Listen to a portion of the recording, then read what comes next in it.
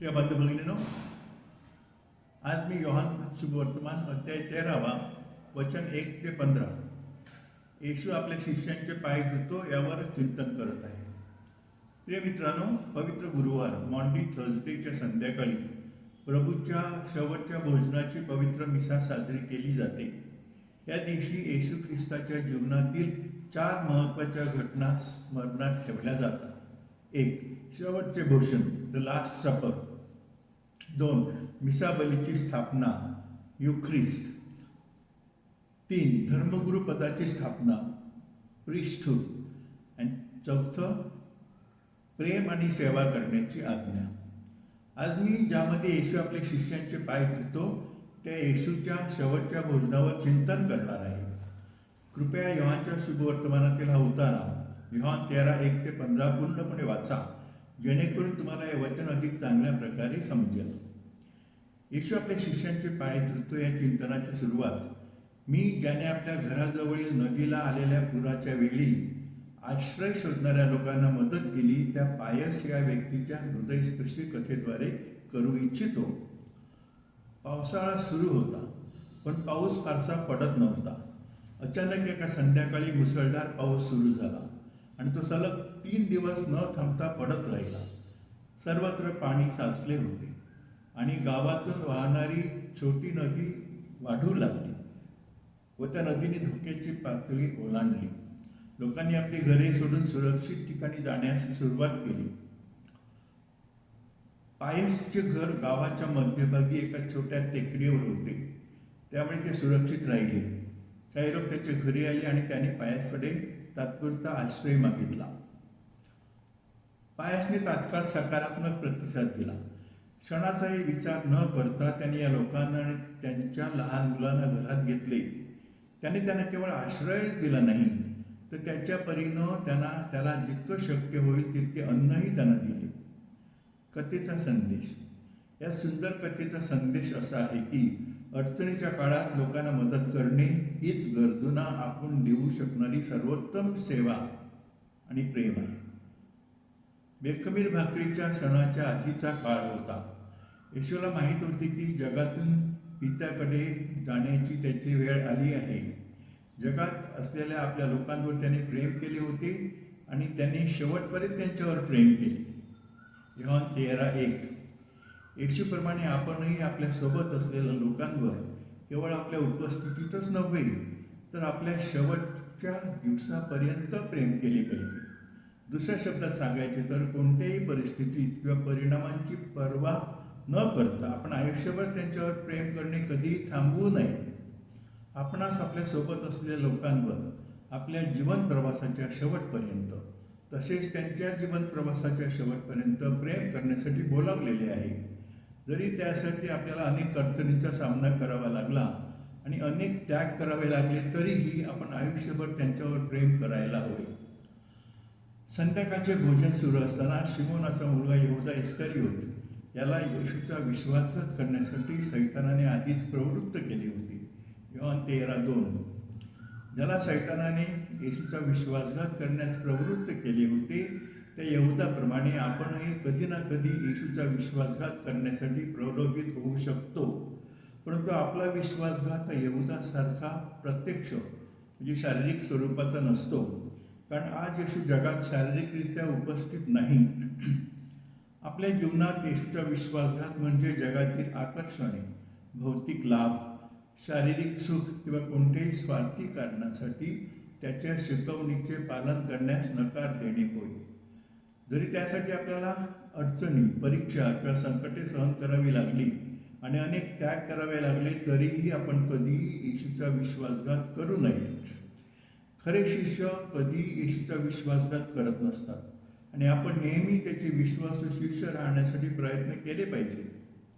येशूला माहीत होते की पित्याने सर्व काही त्याला त्याच्या अधिकारात दिले आहे आणि तो परमेश्वराकडून आला आहे व परमेश्वराकडे परत जाणार आहे.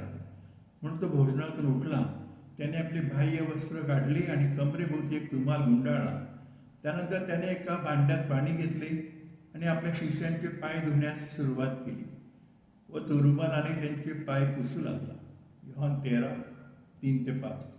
इतरांची सेवा करणे म्हणजे त्यांच्या जीवनात काहीतरी अर्थपूर्ण करण्यासाठी त्यांना प्रोत्साहित करणे किंवा त्यांच्या ध्येयांची पूर्तता करण्यासाठी त्यांना प्रेरणा देणेही होय. या सर्व गोष्टी केवळ शब्दांद्वारे नव्हे तर कृतीतून व्यक्त झाल्या पाहिजेत, कारण कृती नेहमी शब्दांपेक्षा अधिक प्रभावी असते. थोडक्यात सांगायचं तर येशू आपल्याला गरजूंना सेवा करण्यास सांगतो, मग ती सेवा कोणत्याही स्वरूपाची असो. आपण येशूच्या या आज्ञेचे पालन केले पाहिजे आणि इतरांची सेवा करताना येणाऱ्या सर्व अडचणी, संकटे आणि दुःख सहन करण्यास तयार राहिले पाहिजे. जेव्हा येशूकडून त्यांचे पाय धुवून झाले तेव्हा त्याने आपले वस्त्र परिधान केले आणि तो आपल्या जागी परत आला. त्याने त्यांना विचारले, मी तुमच्यासाठी काय केले तुम्हाला समजले का? तुम्ही मला गुरु आणि प्रभू म्हणता आणि ते योग्यच आहे, कारण मी तसाच आहे. आता मी तुमचा प्रभू आणि गुरु असून मी तुमचे पाय धुतले आहे, तर तुम्ही एकमेकांचे पाय धुवावे.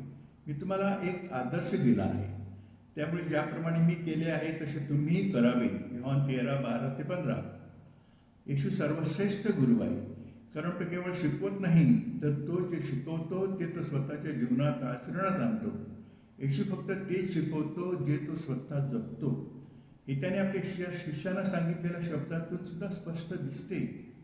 येशू म्हणाला, आता मी तुमचा प्रभू आणि गुरु तुमचे पाय धुतले आहे, तर तुम्ही एकमेकांचे पाय धुवावे. मी तुम्हाला एक आदर्श दिला आहे, ज्याप्रमाणे मी केले आहे तसे तुम्हीही करावे. योहान 13:14-15. म्हणूनच येशूने आपल्याला दिलेल्या सेवाभावाच्या शिकवणीचे आचरण करणे आपल्यासाठी अत्यंत आवश्यक आहे. आधी स्पष्ट केल्याप्रमाणे ही सेवा अनेक प्रकारची असू शकते. आपण कोणत्या प्रकारची सेवा करतो किंवा कोणत्या स्वरूपात सेवा करतो हे इतके महत्त्वाचे नाही, जितके गरजूंची सेवा करण्याची कृती महत्त्वाची आहे. येशू आपल्या शिष्यांचे पाय धुतो या चिंतनाचा शेवट मी मनीषा हिच्या एका हृदयस्पर्शी कथेने सुरू करू इच्छितो. निशाची आई रुग्णालयात दाखल असताना मनीषाने निशाच्या आईसोबत एक रात्र घालवली. मनीषा आणि निशा ह्या खूप जिवलग मैत्रिणी होत्या आणि त्या रोज एकमेकांना भेटल्याशिवाय राहू शकत नव्हत्या. एकदा असे झाले की मनीषा काही दिवस कॉलेजला आली नाही आणि मनीषाला काय झाले आहे ह्याची निशाला काहीच कल्पना नव्हती. त्यामुळे ती मनीषाच्या घरी गेली. मनीषाच्या घरी गेल्यावर तिला समजले की मनीषा रुग्णालयात आहे आणि आपल्या आईची काळजी घेत आहे.